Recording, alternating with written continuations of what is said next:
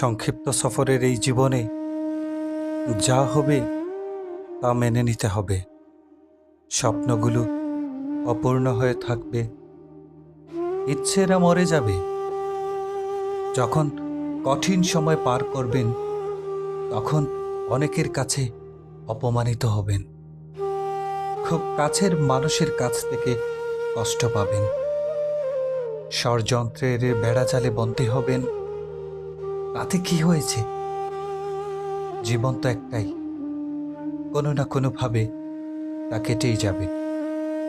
শেষ পর্যন্ত মেনে নেয়ার মধ্যেই শান্তি খুঁজতে হয়।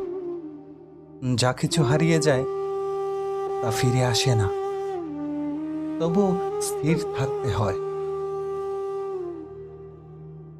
কারণ কষ্ট, বাধা আর হতাশা সবই জীবনের অংশ। একদিন এই অবাধ্য নফস বাধ্য হবে দাফনে, আধার ঘরে জড়িয়ে রাখবে সাদা কাফনে। সুতরাং মৃদু হাসিতে আলহামদুলিল্লাহর অভ্যেস করে নিতে পারলেই বেঁচে থাকার তৃপ্তি।